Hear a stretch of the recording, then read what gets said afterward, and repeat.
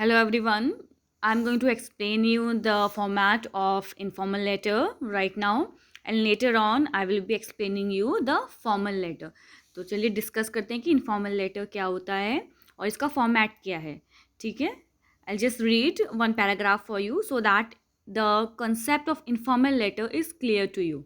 Let us see. I'm sharing my screen with you. All right. If you want the PDF, I'll provide you the PDF also. Kindly listen to the explanation carefully. So, informal letter writing. An informal letter is a non-official letter that we usually use to write to our friends, family or relatives. Friends, family or relatives. So, it is a non-official letter. Means ये office के purpose के लिए नहीं होता है. These letters are personal letters. All right. Please remember that these letters are your personal letters. जो हम अपने friends को, family को, relatives को या जो भी beloved ones हैं उसको या उनके लिए लिखते हैं. There could be many reasons for which we write these letters to our family and friends.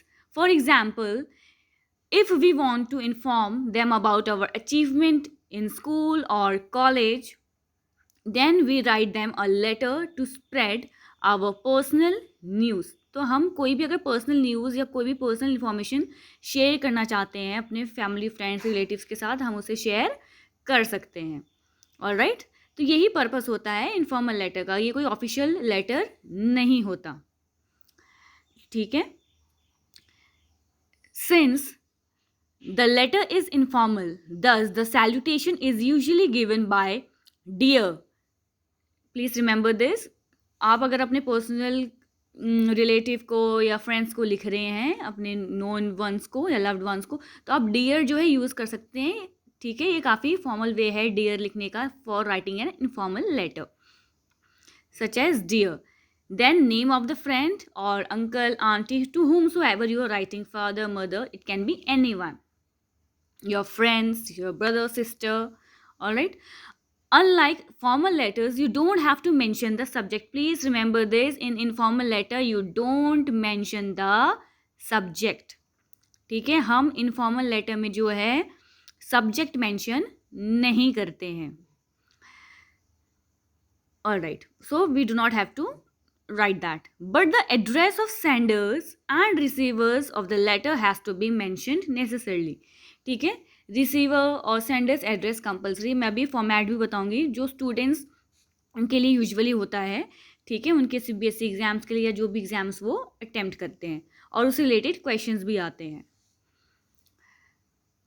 All right. तो ये बस थोड़ी सी बिगिनिंग थी just to explain you that what is an informal letter. अब हम आगे चल के इसका फॉर्मेट देखते हैं. So just give me a second before that.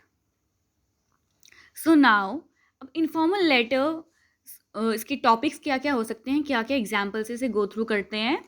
ठीक है. They could be many topics to write informal letters. आपका खुद का कोई भी रीज़न हो सकता है. ठीक है. Let us see here some of them. Inviting a friend for a ceremony example से. All right. For a ceremony, marriage, birthday, anniversary, anything. Calling a friend for a trip or holiday. आप अपने friends को कोई भी reason से लिख सकते हैं. ठीक है. आस्किंग सॉरी और apologising to someone for mistakes you have done. ये भी जो है चाहे आप थैंक यू बोल रहे हैं, सॉरी बोल रहे हैं, अपोलॉजी लेटर भी लिख रहे हैं, तो वो भी इनफॉर्मल लेटर है. Congratulating a friend for his success और अचीवमेंट. ठीक है. कॉन्ग्रेचुलेट करना अपने फ्रेंड्स को. Writing just to ask for the well being of a person. Yes. अब ज़रूरी नहीं कि कोई रीज़न है तभी आप इनफॉर्मल लेटर्स लिखें अपने लव्ड वंस को या अपने नोन वंस को. आप उनका हालचाल पूछने के लिए, उनके वेल बींग के लिए भी लेटर लिख सकते हैं. Okay. Invitation for a marriage. ठीक है. ये भी कॉमनली आता है. Asking help from someone. May basically they can be lots of reasons, lots of topics for informal letters as well. Informing about someone's demise in family. कोई भी good news, demise means कोई भी bad news या sad news हो सकती है. ठीक है. It can be anything. Good news भी हो सकती है. Apart from the above given reason there could be many other reasons. This is what I was just explaining you कि इन रीजन्स के अलावा भी और भी बहुत तरीके के रीजन्स हो सकते हैं या टॉपिक्स हो सकते हैं for writing in an informal letter. Okay, now what is the format of an informal letter. इसको लर्न करना है if students are watching this. Alright, please remember these certain things because आपके फॉर्मेट के marks होते हैं. And this video can be watched by anybody. ठीक है, क्या क्या चीज़ें चाहिए हमें फॉर्मेट में. एड्रेस ऑफ द सेंडर जो पहले आएगा, देन आएगा आपका date of writing a letter, this is compulsory. All the things which are included in the format are basically compulsory. Address of the receiver. ठीक है,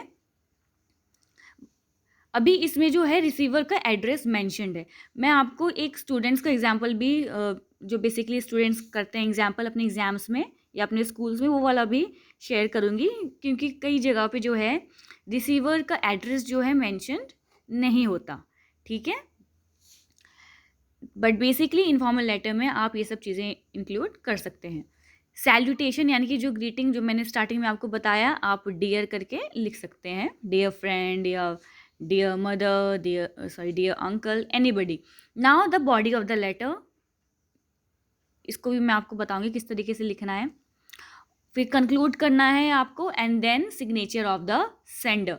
if you are a student and you have been given a question, ठीक है, आपको exam में कोई question मिला है और उस क्वेश्चन में ऑलरेडी सारी चीज़ें मेंशन्ड है कि आप कोई भी पर्सन है, सपोज करो आप रोहित हो या रिया हो, और आपको एक टॉपिक मिला है आपके क्वेश्चन के अकॉर्डिंग, तो आपको उस अकॉर्डिंग जो है अपना आंसर, अपना लेटर जो है अटेम्प्ट करना है. ठीक है, क्योंकि वहाँ पे आपको मार्क्स गेन करने होते हैं. ठीक है, तो आप प्रॉपर फॉर्मेट लिखेंगे. Alright, okay. And if you are unable to do the signature, suppose आप लोअर क्लासेस में पढ़ रहे हैं and signature is not required there, alright, you can simply write regards और your loving friend or your loving son, loving daughter, this way, and simply write your name in the bottom. Okay,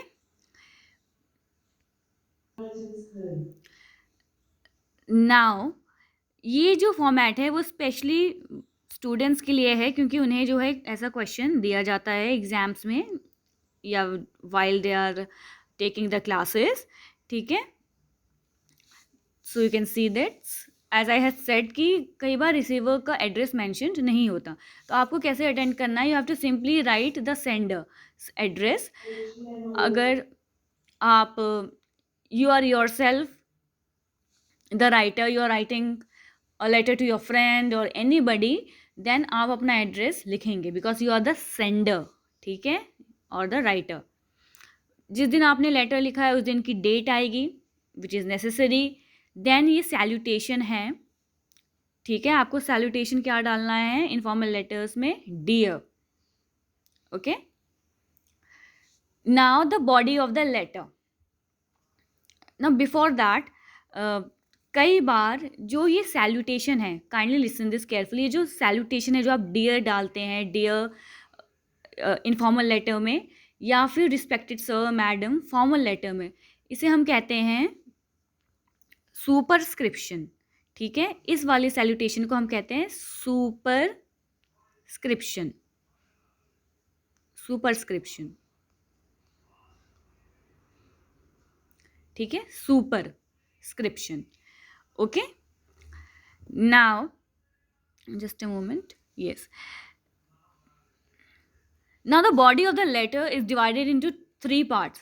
पहले आपको paragraph यानी कि जो आपकी introducing line है उसमें आप क्योंकि इनफॉर्मल लेटर लिख रहे हैं, डेफिनेटली आप अपने नोन वंस को या लविंग वंस को लिख रहे हैं, अपने क्लोज्ड वंस को. सो आपको स्टार्टिंग में उसका वेलबींग पूछना है. ठीक है, वो कैसा है. And like for example, suppose I am writing a letter to my friend Nidhi, then I will say or I will write, Nidhi how are you, I hope everything is well at your end, this way.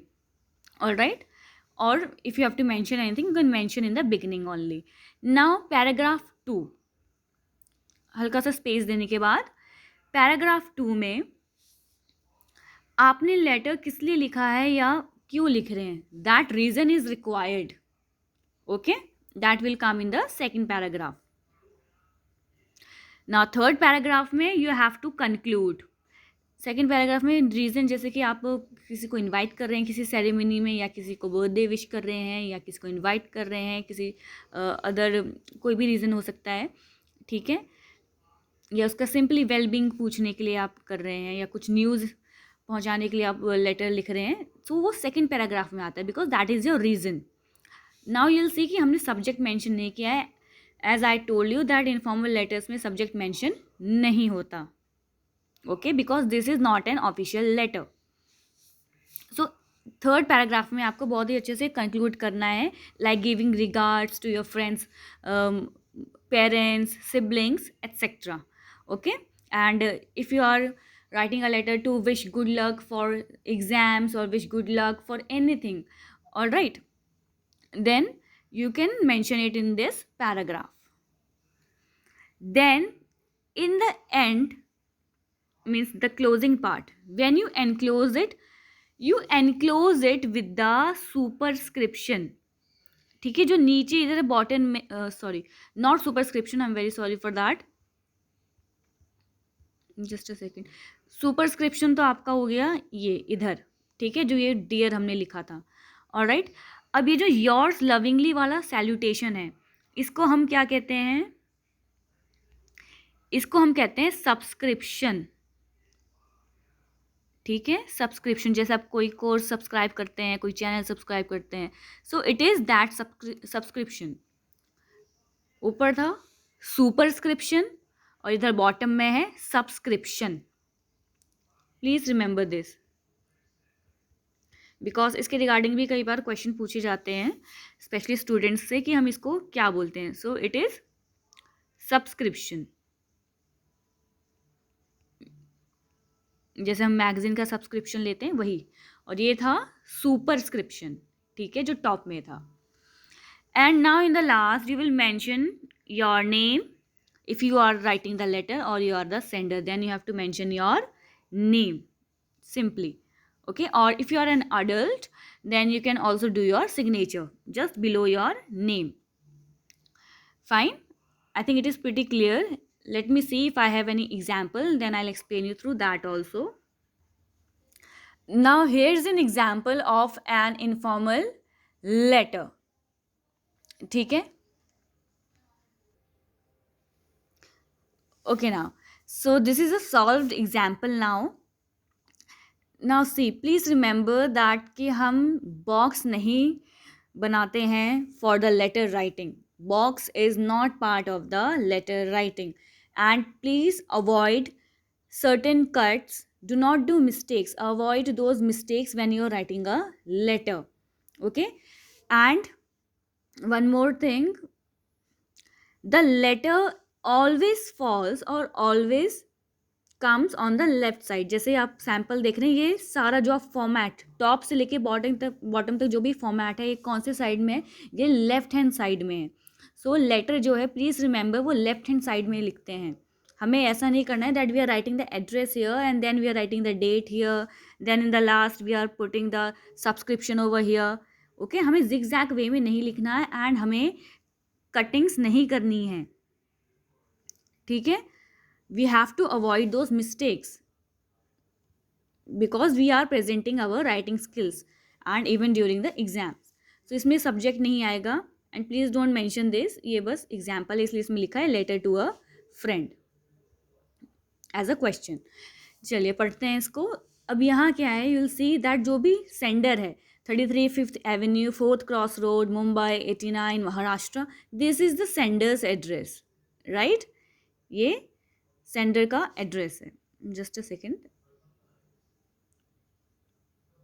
This is sender's address. Now this is the date.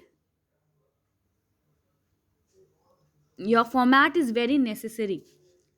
Now this is your superscription, जो ये वाला salutation जिसको हम कहते हैं superscription, ठीक है, ये वो है. ओके, इसको मैं इरेज कर देती हूँ बिकॉज इतना क्लियर नहीं लग रहा otherwise.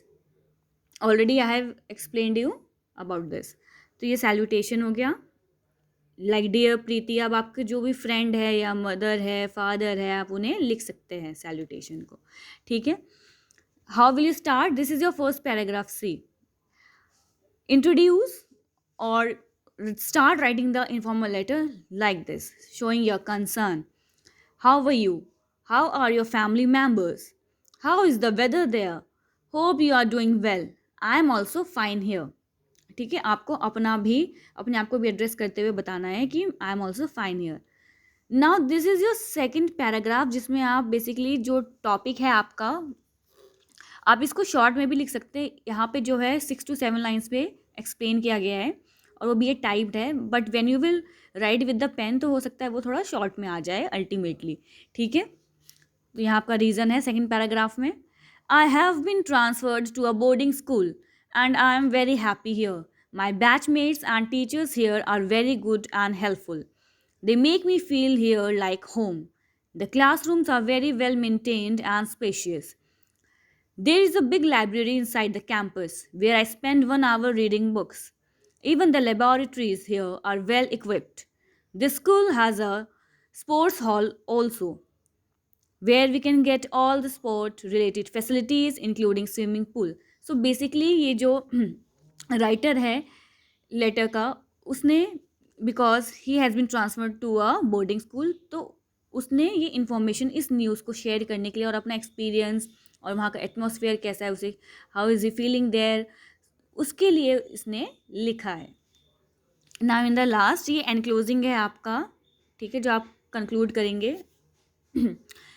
I will feel really happy if you can come to my school so that you can have a look in the ambience. तो बेसिकली वो इनवाइट कर रहा है अपने स्कूल में ताकि वो भी, जो इसका फ्रेंड है, जैसे इसने बच्चे ने लिखा है डियर प्रीति, ठीक है। So the writer is asking his or her friend Preeti to visit that school, okay. I hope you will also like it here.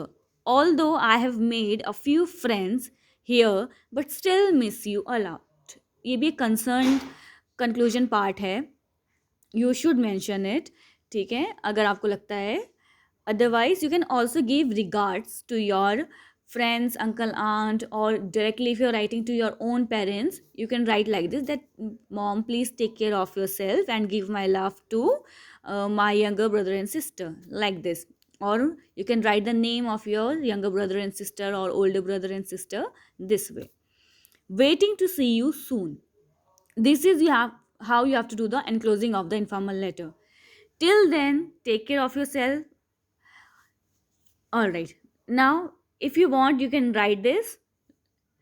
Suppose if this was a letter where you are sending good wishes, or you are what we say that, or you are wishing good luck for exams to your friend, your brother, then also you can write things like all the best, okay, in the end, because this is an informal letter.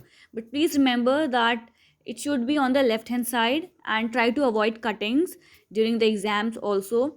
Keep proper space, leave one line gap wherever required, take care of the full stop, okay. Now this, after when you have written take care, it's up to you whether you're writing or not, because already you have somewhere mentioned in the third paragraph that take care of yourself. Now this one, if you want, you can write your loving friend, okay. It's completely up to you how you are writing. Your friend, suppose I'm writing your friend simply, okay. Or if I have written this letter to my mother, then your daughter, or your loving daughter, loving son, this way you can mention, or your loving nephew. You need not require to write salutation or this thing like yours sincerely, yours obediently, yours faithfully, that we use in the formal letter. And one more thing, again I'm reminding that this one, wherever you write yours sincerely, your faithfully, these kinds of things, it is known as subscription.